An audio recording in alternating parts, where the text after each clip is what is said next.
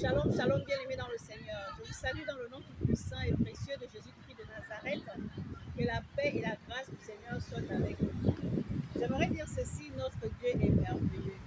Nul n'est comme lui. Il renverse les situations.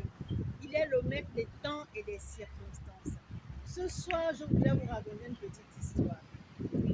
Il y avait dans un village une femme qui avait 2 fils.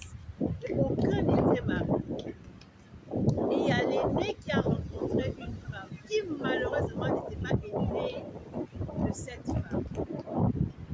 Elle a combattu le mariage de son fils.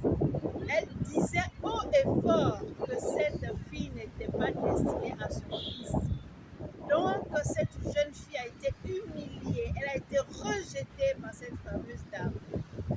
Et bien aimée dans le Seigneur, lorsque Dieu a la main sur quelque chose, rien de mal ne peut se passer. J'aimerais vous dire ceci, cette jeune fille est chrétienne. Elle a mis son mariage dans les mains de Jésus. Alléluia. Je peux vous assurer qu'elle a souffert. Elle a été la honte de tout le monde. Mais lorsque Dieu met sa main sur toi, il va t'élever. Il va confondre tes ennemis. Pourquoi je dis cela? Parce qu'au jour d'aujourd'hui, cette femme est malade.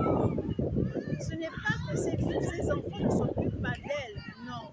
Mais c'est que la personne qui est à côté d'elle, c'est cette belle fille rejetée, humiliée, celle qui n'était pas destinée à son fils.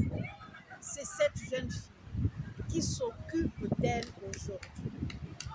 Et j'aimerais vous dire ceci, quand elle ne la voit pas, elle n'est pas tranquille.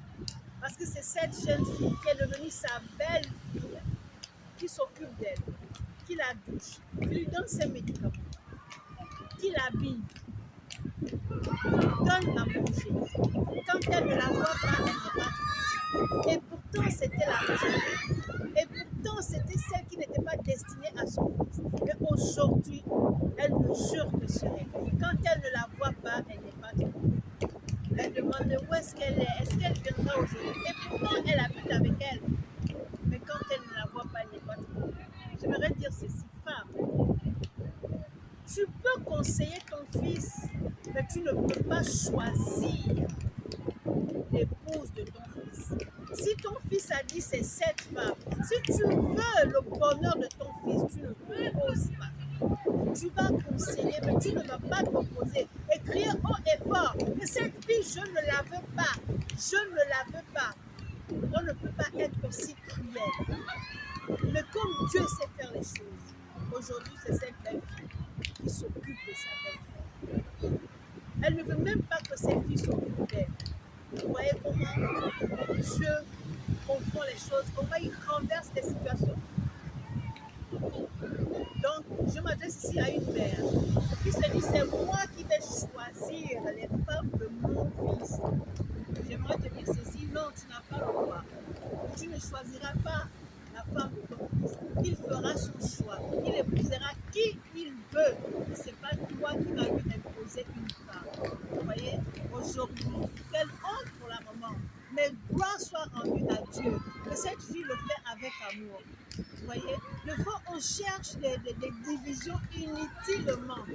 Tu veux diviser ton fils avec sa bien-aimée. Tu veux diviser ton fils avec ses sœurs parce qu'elles s'entendent avec leur belle-sœur. Mais aujourd'hui, où sont tes filles?